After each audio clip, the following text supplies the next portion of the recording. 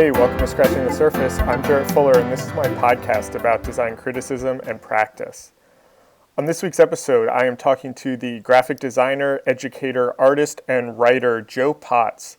Joe works primarily with found and synthesized images, sound, typography, and language. He also teaches typography and graphic design at Otis College of Art and Design and the University of Southern California. Most recently, though, he is also the founding director of the Southland Institute, which is a new, unaccredited, sort of alternative postgraduate graphic design program. I first heard about Joe and the Southland Institute when John Sweda interviewed him for the Walker Art Center blog, and I was just completely fascinated with his thoughts on design education, both from a pedagogical but also from an economic perspective. It seemed like so much of what I talked to people about on this podcast, Joe was working on at Southland, and I knew immediately that I wanted to get him on the show. So in our conversation, Joe and I talk about the Southland Institute. We talk about what it is and why it exists. We talk about the economics of graphic design education and the value of interdisciplinary study and what he hopes to achieve at the Institute. We also talk about his own background, including studying both writing and design at Cal Arts, how he started teaching, and the relationships he sees between teaching and writing and practicing design. This was such a great conversation, I think an important one. We don't always talk about the economics of the design industry, whether that's around practice or education or even criticism, and I think that's an integral part of the discourse and is something that Joe has thought a lot about, and so I'm glad that we talked about it here. So I encourage you to check out what he's doing at Southland and enjoy this episode with Joe Potts.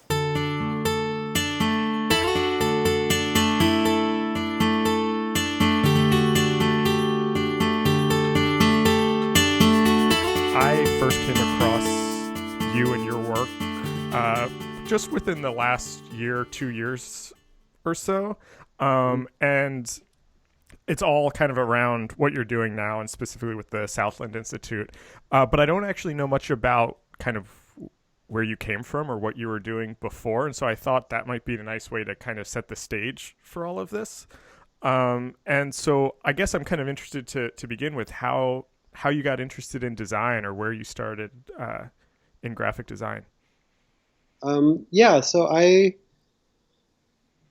think that I was one of those who came to it in a sort of roundabout way, sort of like peripherally aware of it for a while, but then doing a lot of other things. So I basically did my undergrad at a small liberal arts school called Connecticut College. And I had majored there in architectural studies, which was not like a professional architecture degree. It was like a liberal arts architecture degree. Okay. And so that was sort of, you took some like architecture studios and art and architectural history.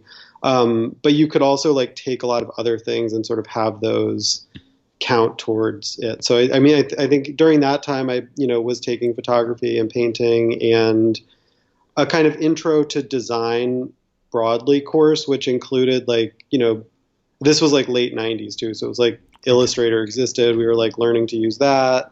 I think we also like designed some furniture, and it was all sort of like condensed into a one semester. And so I was like doing all of that. And then also, was sort of a unofficial like minor in music and kind of doing a lot of like electronic music composition. I think that it's interesting because I think that during that time, if you had asked, like, I'm not sure that I would have said like, oh, I'm like graphic design is what I'm interested in. Yeah. But at the same time, I feel like there was a lot kind of started percolating then. That when I think about the things I'm like looking at and doing and interested in now, a lot of that started there. It was right after that, I ended up basically through a friend of mine at school, like had an internship for the summer after I graduated at Venturi Scott Brown. So it was like immediately in the belly of the beast of like postmodernism. Yeah. And I mean, it was an internship, so I was sort of like building models in the basement, and occasionally like Bob would come through and, tell everybody never to become an architect. And then kind of like be on his way. Um, and I think it was a time that I was interested in architecture, but also it seemed like a long road to like making that a career. And so wasn't a path that I followed. And I ended up moving up to Providence, Rhode Island, just because a bunch of friends were there. And was, just working sort of odd jobs. I worked at a bookstore up there. And sort of because I like knew more of the software than anybody else, I like started doing their newsletter. Yeah. And then kind of was like, oh, I like doing this, and started taking some night classes at RISD. And then that sort of like led to, I ended up taking like sort of a longer or like a condensed intensive summer class at RISD that was like a motion class with Nancy Skolos and her partner Tom Waddell. Oh yeah.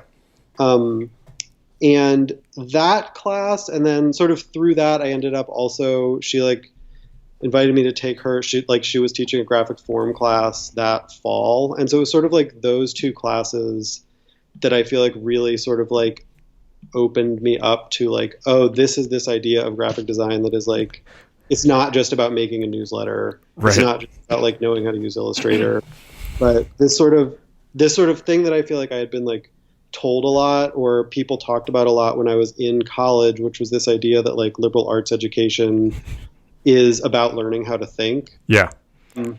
This sort of felt like these classes, like it's like they took that and they like raised it one, and we're sort of like, this is also about learning how to think, but it's like this idea which, now as an educator, something we think about and talk about all the time, but this idea of like you're thinking through making, and you're right. like understanding how to think through form and the ways that forms mean things. And so that I think just was like a huge revelation. But it was also around that time I was doing that, but I was also, kind of writing a lot, and like writing fiction and writing poetry, and like wanting to go back to school. Oh, okay.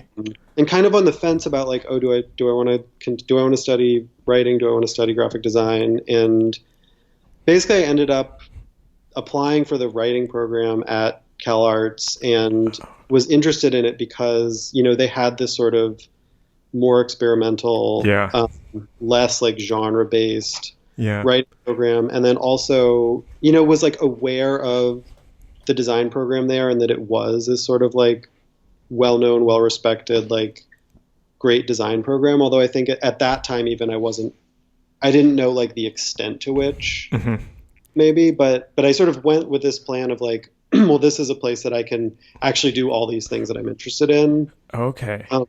And so, I got there, and while that did end up being what I did, it was like not as direct as it might have been. It was, you definitely had to like, I kind of had to prove myself, and I ended up like taking some undergraduate design classes and like taking a design theory class. And I think there was at a certain point they were like, okay, he's been around, he's interested in it, he cares about it, like his work is good. And so at that point they were sort of like, okay, if you would like to do this kind of dual degree, they call it an interschool degree, you can do that. And so I ended up doing this like interschool writing graphic design degree at CalArts. Interesting.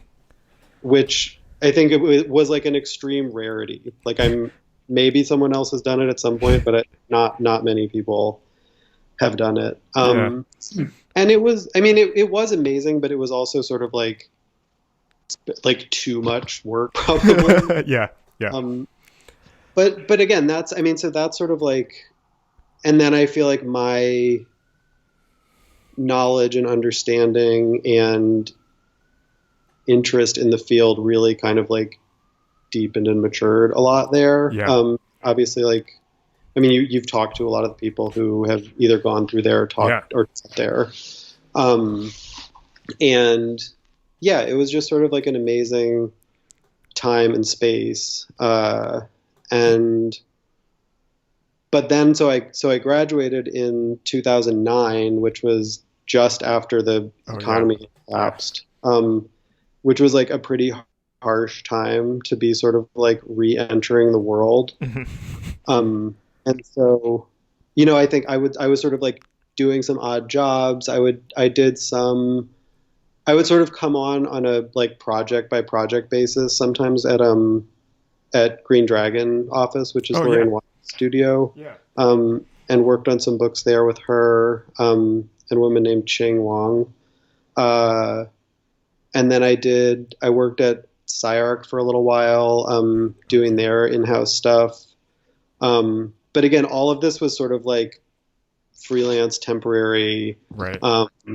Here's this project. Now we're done. We'll call you again when we need you. Yeah. And so it was around that time, and I had started teaching while I was at CalArts. Also, I was a TA for Gail Swanland's class, which. Okay. I mean, I had always sort of thought that I would be interested in teaching, but then there it was like getting to do it and realizing, oh, this is something that I actually really, I like a lot. I care about it.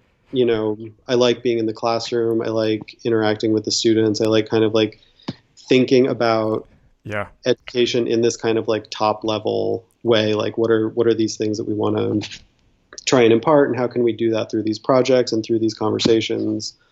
And so I was interested in teaching when I left, but also, was pretty green at it. And, so it was around that time that I met Callie Nikitas, who runs the program at Otis. Oh, okay.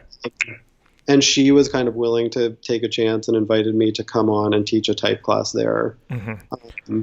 And that just sort of over time expanded into more and more classes. So that's been like an ongoing adjunct gig for the last 8.5 years. Okay.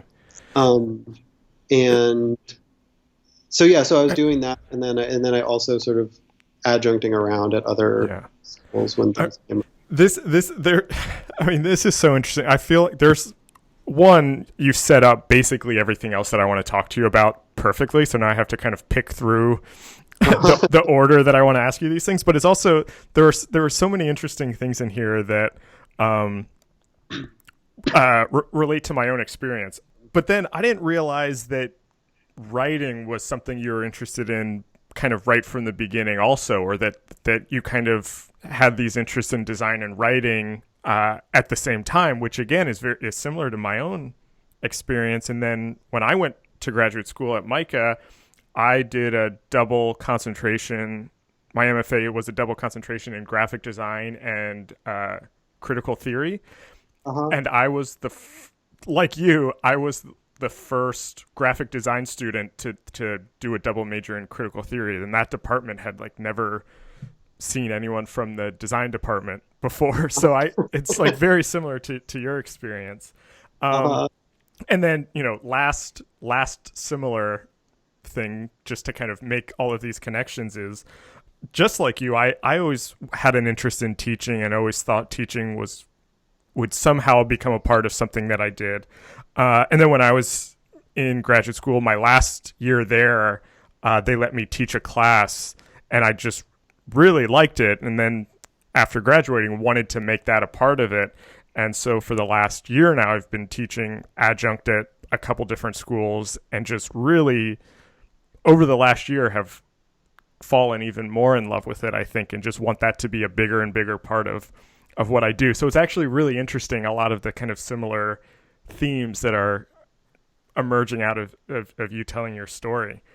I'm interested, I have one kind of specific question or something that I'm curious about in your background, and doing that kind of double writing graphic design program. You didn't really say much other than that it was a lot of work. I'm curious kind of what that was like, and was there much overlap between both of those, or how did you kind of think about working in both of these things, or did they kind of come together for you in some way? Right. Well, I mean, I think that's, in some ways, that sort of like leads into things that come later, but I think that there actually wasn't a lot of overlap. Okay.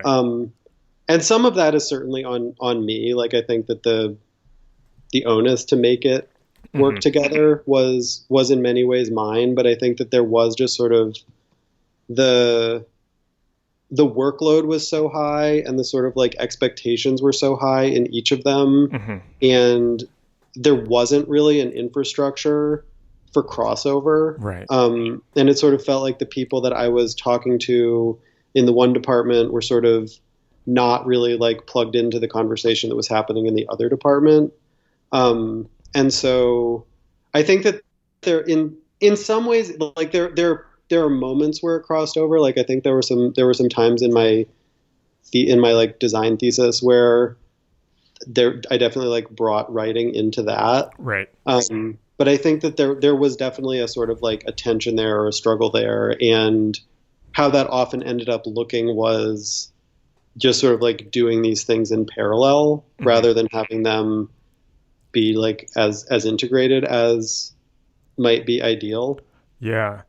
I mean, if that makes sense. Yeah, it does. And because it's something that I wanted to ask you about that I think might be able to connect us to Southland and what you're doing now. But in an interview that I had read that you had done, you were talking about kind of the importance or the value of, I think the phrase that you used was cross-pollination in the design discipline, and bringing in these things from other disciplines, which seems like something that's kind of central to how you think about all of this, and might be a way to kind of start talking about Southland and what you're doing now, because that seems very central to that program and what you're doing there. Yeah, for sure. I think that one thing that I've always sort of thought or known, but like feels especially true now, is that they're just like, I think that graphic design just like means different things to different people. Yeah, totally. And I think that sometimes what that looks like is that it's this really broad practice or discipline, but then other times it feels like it's actually like multiple different disciplines that are all kind of like having their own conversation and maybe looking for the links with the other ones. And so I think that like it might be helpful to sort of describe the way that I think about it and like position that. And I think that I think part of what's so interesting about it to me is that it feels like graphic design itself is often like the point of connection for things. Where, sort of it's like the language and image and documentation and I don't know, just the making of things, like all sort of, it happens in this space of graphic design. But I think that when the things that come out of that are like the most compelling are when it's like it is coming from somewhere else, or is in collaboration with something else. And so so I think that to me it's kind of, it is this almost like inherently interdisciplinary field. Yeah, I love that.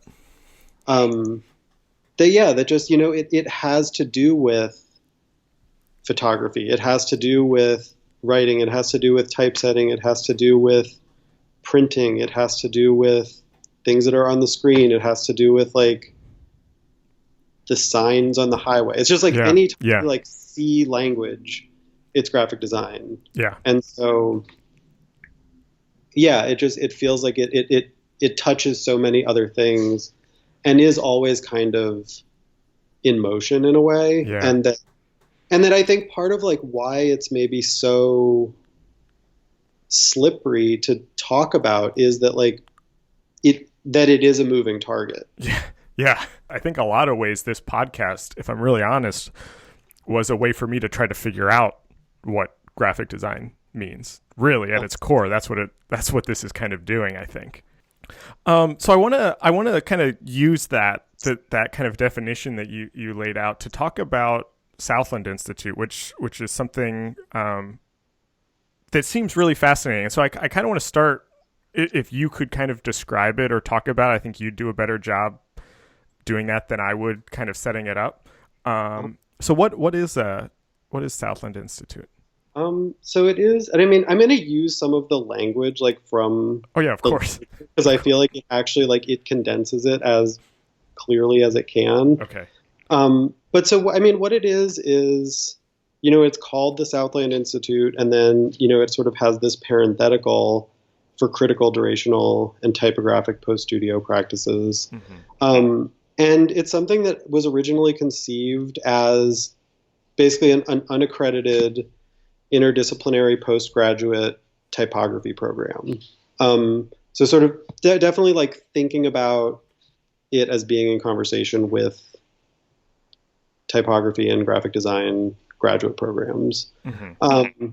And, you know, it was an attempt at offering a forum for sustained and rigorous inquiry that was built on an underlying economic premise of being genuinely affordable for students while also compensating faculty fairly and sustainably for their contributions.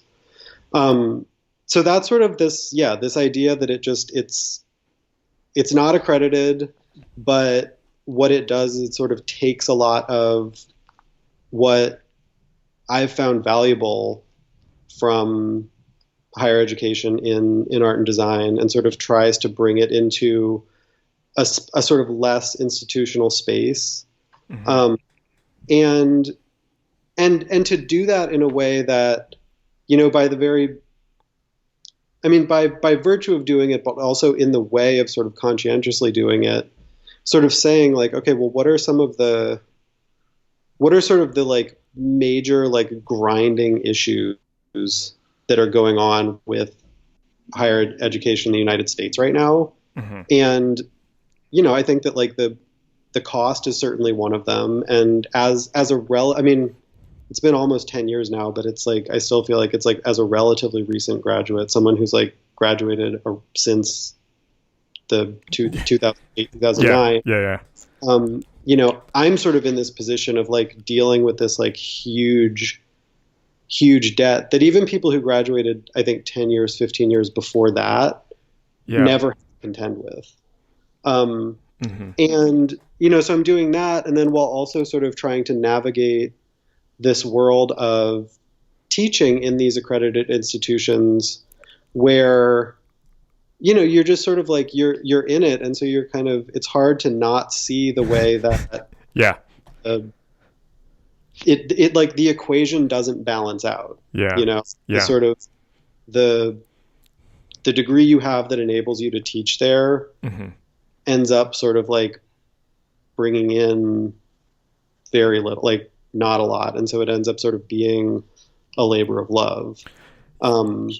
In a way that I think that there's an argument that Southland Institute is trying to make that it's like, it maybe doesn't have to be that way. Like there could be other ways of structuring it that addressed both of those things at the same time. And like, wouldn't that be amazing? Right. Yeah. To see that. And, you know, and that's an easy thing to talk about, but like, it feels necessary to kind of like make a project that tries to enact it and tries to embody it. And so that's kind of what it is. And, you know, it now, you know, it's like, I think it's taken on a certain life of its own. And I had sort of aspired to have it like up and running this past fall. But that obviously like, especially sort of in this space where, you know, I think we're in this time right now, I think there are a lot of these sort of alternative educational scenarios springing up, and people are asking this question of like, what are ways that we could do this? Or like, we're acknowledging the problem. Yeah. But a lot of times like what that looks like is everyone's interested in education. And so everyone needs to volunteer their time. And so it's like, you know, people can attend for free, people can go and like, and lead a workshop or something, but and I think because it is like a genuine challenge to make those economies real. Yeah. So it's like, we're in this position where part of the whole essence of the endeavor is built around money, you know, and it's built around I mean, it could either happen as an exchange and sort of thinking about like, okay, well, there's tuition coming in, and that tuition is just, it's sort of being allocated in a different way than we're accustomed to. But the sort of downside of that is that in the absence of that money, it doesn't quite operate in the way Right. Yeah. intended to. And so I don't know, there's been a lot of interesting conversations that have come up. There's been, one thing that I think I was maybe most surprised about, but then also feel like, well, maybe I shouldn't be so surprised about that, is there's been a number of people who have applied, expressed interest, and are like, I really want to come, but I don't have, and so, I mean, also I have done a lot of sort of my best calculations at like, where is that tipping point where like it could bring in enough Right. to sustain itself, and, sort of in a way of trying it, sort of set this initial number at like, it's okay, well, what if it was $3,500 for a year? And like, and that year would kind of consist of these 4 quarters, and each quarter would be led by one particular person. But so what ends up kind of being the reality is that for a lot of people who could very easily sign a promissory note for $50,000 and attend any number of schools that they want to attend, don't have $3,500. Right. It's like, it's not an insignificant Right. amount of money. And so it's sort of in this place where it's like, oh, that's actually like, I'm not able to come up with that. And so that kind of raises these questions of like, okay, well, does that mean that like we now need to like enter the financing game or figure out ways of like financing Right. an education? And it's a lot to juggle and to think about. But I think it also sort of, these kind of questions like bring us closer to what's the model that can actually work. And in the meantime, like, puts the conversation out there and introduces the conversation into the space in a way that I think is important, and in a way that, again, it's like, we're not the only ones talking about this. Like, Right. The conversation is out there, the conversation is being had, but it's, trying to make it happen in this sort of like particular concrete way. And again, and focusing it on what I know, but also where I think there's a space for it to happen that is like a logical space for it to happen, which is sort of in this place of graphic design education. What I think is fascinating about it, there's 2 things that I kind of specifically want to talk about. And you've talked about, like, the economics of it was something that I was kind of curious about, because I've thought a lot about, and I've had conversations with people on the podcast a lot about just kind of design education in general, and just the cost that goes into that, and that it's, kind of limiting to then students who can afford that, especially postgraduate programs, and how then that is shaping the discipline at large, and this kind of, the kind of graduate programs, how much influence they actually have over the discipline. And what I think is interesting about what you're doing is that it's kind of it's offering an alternative while also kind of critiquing that model or questioning that model kind of very openly. Not just in regards to cost, but also that it's unaccredited, and kind of raises questions about what a degree, what is the degree even for? And so were these all kind of conscious things you were thinking about right from the beginning? Yeah, definitely. It's something that was like percolating for a long time before it was like put out into the world. Right. Right. And so, yeah, it's really, I mean, it's thinking about all of that. And so, I mean, I think that one of the things for me that it felt very difficult to address it from within. It felt like the machine is like, too big. The machine is sort of like, has too many pieces in motion. And yeah, I think that it's not like it's a thing that people are in denial about. I think that everyone's kind of talking about it. Everyone mentions it, but there's even been a couple times, I think, on your podcast where it kind of comes up And, this comes up for me in working in academia too, where it's like, oh yeah, well, it's really expensive to go here. So Yeah. we have to make sure it's, we're giving them the full value and all of Yeah. this. Sort of, I mean, this is like a really silly analogy that I've used before, but like I almost feel like it comes up in a similar way as someone who was like, man, I just had lunch and I had a hamburger for lunch and it was $40. You're like, and it's like, it is unbelievable. It's like, wow, that was a lot. I'm not sure why that Yeah. cost so much, but it's also like, it was $40, it's gone. And now, Right. and, but that conversation is happening at this level that, again, is like, even in the last 5 years has gone up. Mm-hmm. 5 years ago, I feel like the number was maybe $80,000. Now the number is like $100,000 or $110,000. Yeah. I mean, and again, we're in this world where there's a huge spectrum of class, obviously, and I mean, Yeah. even the fact that we're talking about graduate education in graphic design, I mean, we're limiting the scope of the class position that we're talking about. Right. But but I think that even sort of from any position that's not legitimately affluent, that's a financial burden. Even just sort of talk, because I think it's one that everyone, like, again, kind of talks about, sort of makes passing remarks about, but it's sort of amazing when you start talking to people and realizing that like everyone Yeah. that you went to school with has like $80,000 to $100,000 of debt that's like not really going anywhere. Right. And everyone has like figured out their own ways of managing and sort of like building it into their lives. But it's like, and sometimes people are paying it down, but I think for a lot of people, it's like, and especially I live in Los Angeles, which is like a super expensive Right. Yeah.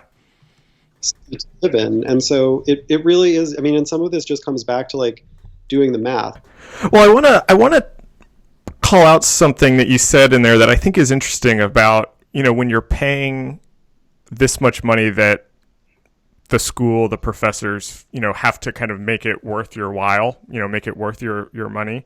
And this is something that I think about a lot more in undergrad, so it's a little bit different, but I'm curious if you have thoughts on it, because it feels like what you're doing is kind of related to this, in that so much of design education, either explicitly or implicitly, is about kind of setting. This is a very overgeneralized statement that is not fully true. I just want to qualify that before I say this, but so much of it is about training people for jobs. And it becomes a kind of technical program where you're learning how to use software and you're learning how to typeset and all these things. And that these kind of theoretical discourse that we're talking about, and even, that kind of introduction that you had at RISD, so many people aren't getting, because it's just about getting that entry-level design job. Right. And what I like about what you're doing, even though it's at a graduate level, is that, it seems like I don't know if I read this on your site or if this was in another interview that you had given, but that you were really interested in students who couldn't maybe put themselves in a particular discipline, or maybe are operating at these kind of edges of design, like that we're kind of talking about. And I don't know if I have a question there, other than I'm kind of curious your thoughts on like the curriculum almost, and kind of introducing these other things to design students while they're in school. Right. Well, and I mean, I think that it comes back to, sort of, I think, like what you or I, or the sort of like collective we, are in education for. Yeah. Which for me, again, is like, it's not, I mean, I think that there's lots of value for professional training. I mean, there's certainly Right. like, there's much to be said for that. I think that there's a lot of people that's actually like, that's what they want. That's what they need. And there's a lot of places to do that and get that. Mm-hmm. But I think that there remains this interest in, I think learning for learning's sake and the sort of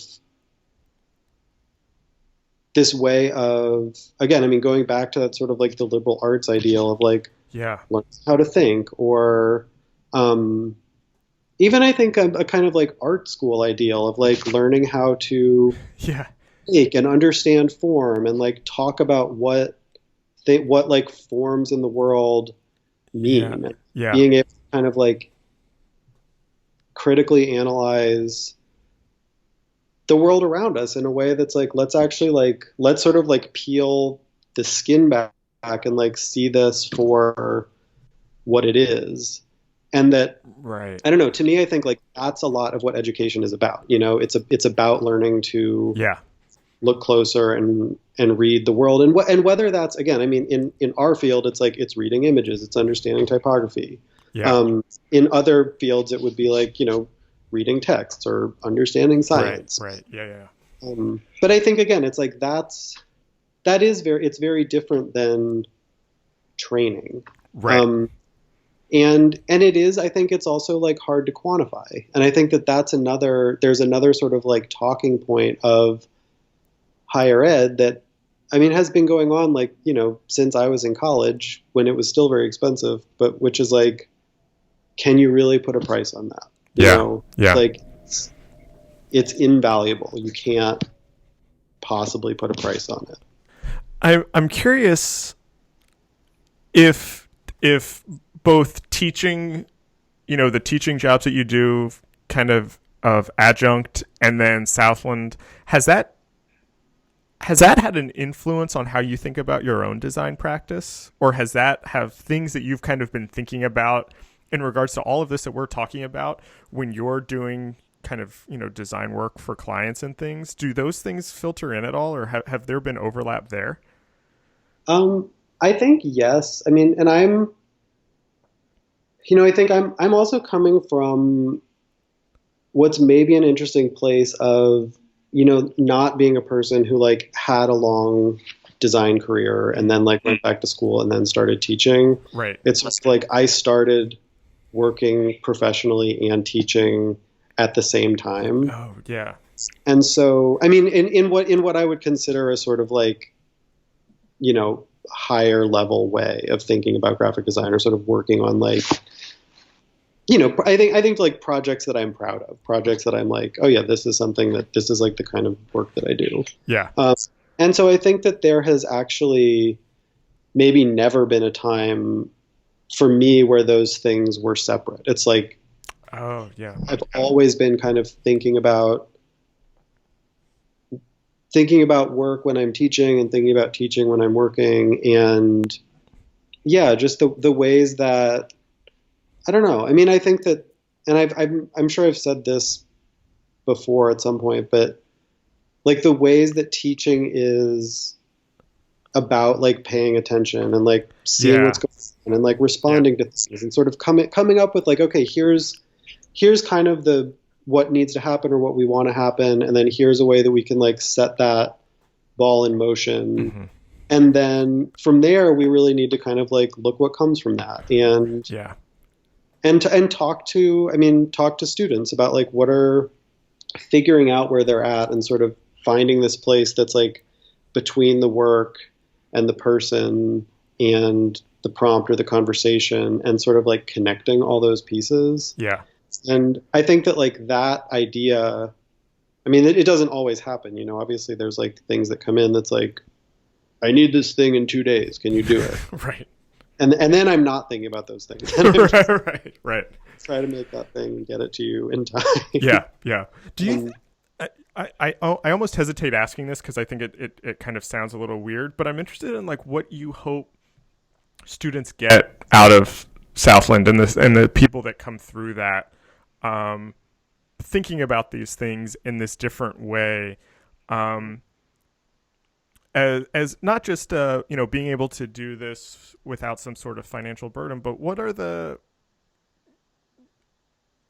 how will they kind of practice differently, or what kind of other things will do you hope people take away from it? You know what right. I mean? Yeah. Um, And I think that, I mean, one of the big ones, I think for me, it's like one of the goals of Southland it's to like expand people's practices, Yeah. you know? Okay. And I think that That's what I there, was suspecting. Yeah. there's a way that it's been so far. And I mean, we'll see if this sort of continues to be the case, but it's been kind of amazingly self-selecting, to this point, in that like a lot of the people who have like expressed interest or applied are like, it's like, oh wow, yes, like please come be Yeah. you seem amazing. Yeah. And but so I think that it's like it's different for different people. And I think that one goal might be that, and again, this is like so entirely speculative because it's just like making up imaginary people, but like if someone comes in with a sort of like traditional graphic design background, they've gone to design school, they kind of like know how to do it, they understand typography, that it would be a place to sort of like use that as a launching point, and think about how to bring other things into that, how to sort of expand from that, how to maybe make connections between ways of thinking about type, structure, and publication, and something happening in like another discipline that they're interested in, and sort of like fusing, or I don't know, maybe just bridging those things. And then I think that there's another case where, maybe there are other people coming in who are kind of interested in type and language and design and composition, but their backgrounds are like not in that at all. Yeah.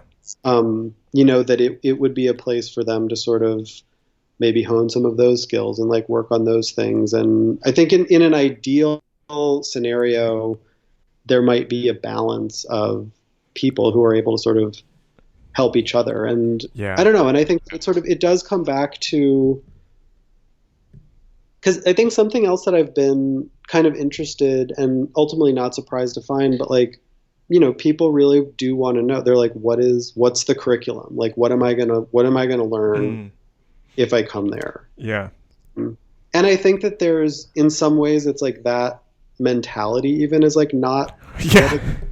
It has actually like this idea that the curriculum is kind of loose, and the curriculum is dependent on like who's there and what they want and what they're interested in and what they're bringing to it. And I think that there's what I've tried to do and like will continue to try to do is to sort of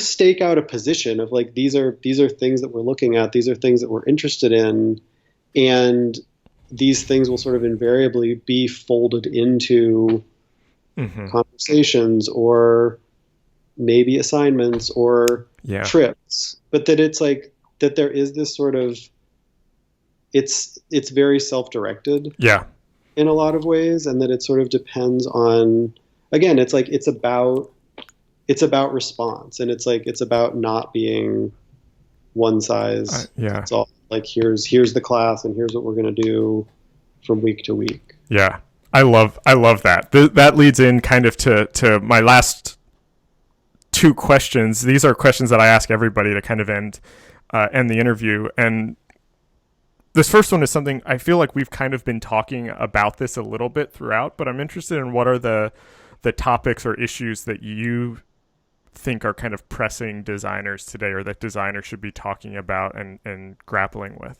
I think a big one is the sort of like a greater inclusion of sort of historically underrepresented voices within the discourse. And I mean, I think that that's something that I'm interested in. It's something that I also, if we're being totally honest, is like a blind spot in my own educational background. I'm sort of like going out of my way to try and like find things and learn more about them, and sort of like this idea of expanding a canon or rejecting a canon. And I think that the thing that I do feel optimistic about is that I think that is really on a lot of people's Yeah. radar and to-do list. And I think I think that's in the process of happening. Yeah. And it's, maybe not happening as fast or as easily as would be ideal, but like that it is happening. Yeah. Um, and yeah, so I think that's one. And I think that's, I mean, even I think that it's a blind spot that feels evident even in the Southland reading list or like in Yeah.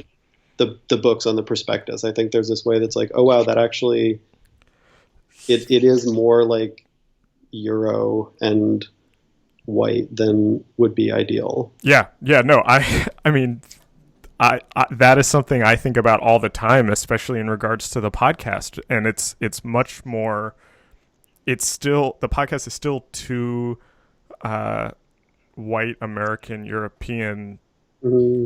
than I would want it to be. Again, like that, it's something that like needs to happen, but maybe like is starting to happen. Yeah. But I think the other like conversation that I would like to see, and again, I mean, I'm trying to sort of bring it up, but it is this taboo in a lot of ways. But I think this conversation about like labor Mm-hmm. and the value of people's time and sort of like how these things are fun. I mean, Yeah. obviously we're the focus with Southland is like on academia within capitalism within the United States.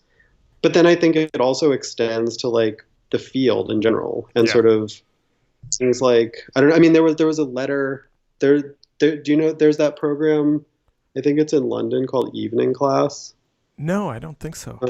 You should look them up. They're pretty interesting and are doing. I mean, it is. It's like a alternative graphic design like night program.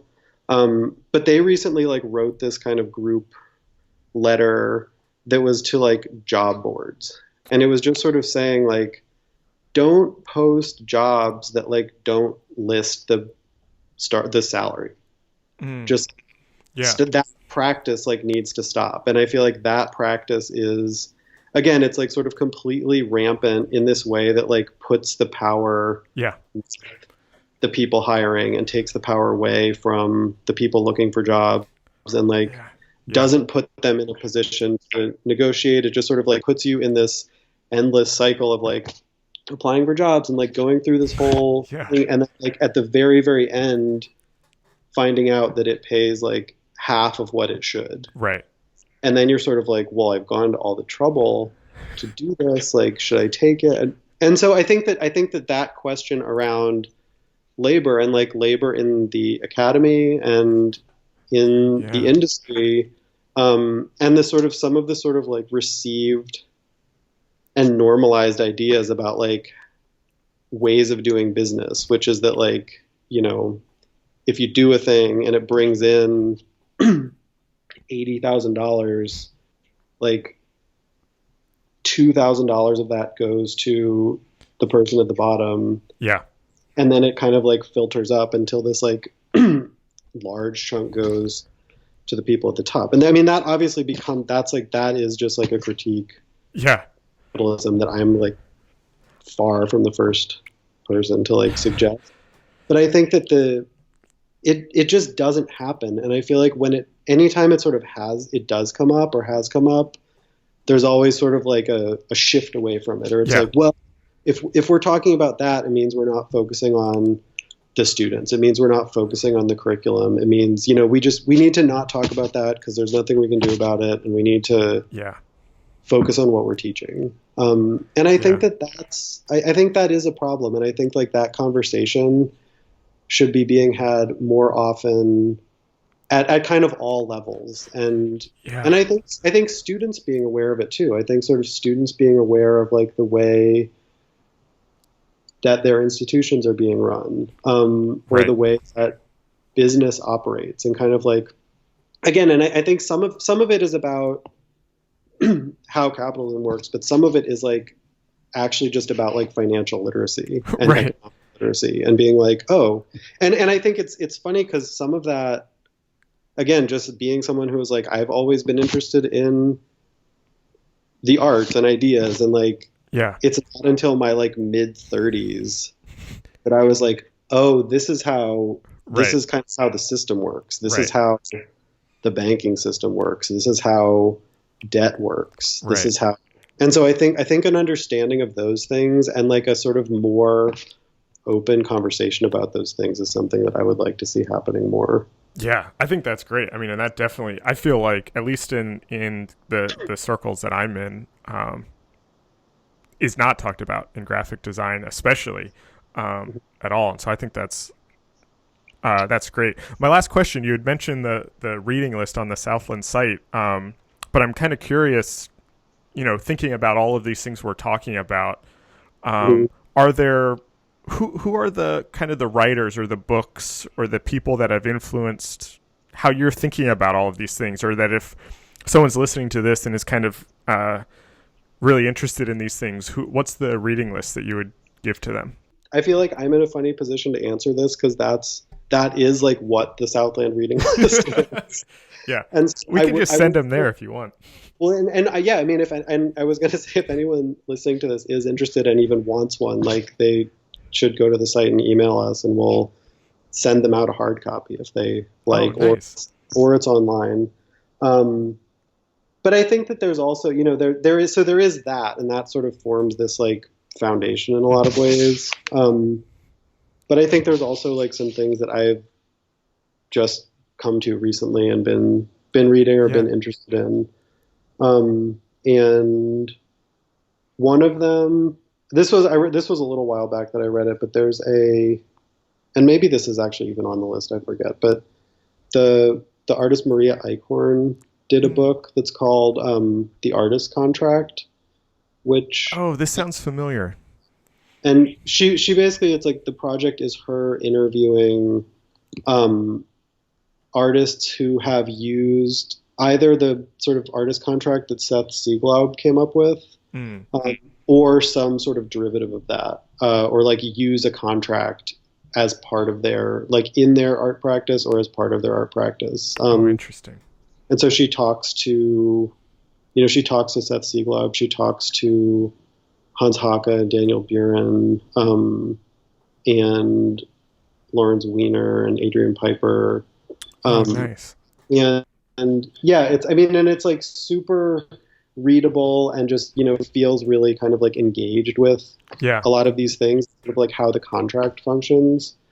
Um, and then there's another book that I'm only like a little ways into it, but a friend told me about it over break. And it's called Forms, and it's Huh. by a woman named Caroline Levine. Uh, and it's basically like a literary studies book, but it sort of flips. I feel like in that way that, I feel like I've heard conversations with you about this where there was sort of that direction where it's like literary theory, like Yeah. applied to design and brought into Yeah. design. Yeah. And this book actually sort of takes design theory and then like applies it to literature. And so Oh, interesting. she kind of breaks it up into these like four kinds of forms. She talks about like whole forms, rhythmic forms, hierarchical forms, and networked forms. Oh, wow. Um, and then uses them to kind of, yeah, talk about literary structures. And I haven't gotten to this part, but the end of it seems like what she does is then does kind of like a close reading of The Wire, Oh, to wow. using all of those ideas. And so, but she's always sort of, it's like this idea of sort of like design affordances, but then Yeah. shipped over. So I think that has been pretty interesting to. Oh, I'm definitely picking that one up, actually. Yeah, I'll send you the link to it. Yeah. Um, and then, yeah, I feel like those have been the big ones. And then there's that David Graeber book, The Utopia of Rules, Yeah. that I'm reading about, which is about, bureaucracy and sort of how bureaucracy has come to function. So, Yeah. No, that's great. I mean, Joe, thank you so much for this. I love what you're doing. I think in a lot of ways, what you're doing with Southland is actually putting into practice a lot of the things that come up again and again on this podcast. So it's nice to see someone really kind of wrestling with these in the real world. And I thought this conversation was so interesting and great. I've been wanting to talk to you for a while, so I'm so glad that we got to do this. So thank you so much for talking. Well, thank you so much for having me on. I feel really, flattered to be a part of it. I think what you're doing is really great, and I don't know, just putting these conversations out there. So yeah, thank you for reaching out, and yeah, look forward to hopefully continuing the conversation. This episode was recorded on February 2nd, 2018. Our theme music is by Andy Borgasani. We're on Twitter and Instagram at Surface Podcast. You can find us on Apple Podcasts and SoundCloud and at scratchingthesurface.fm. Thanks for listening.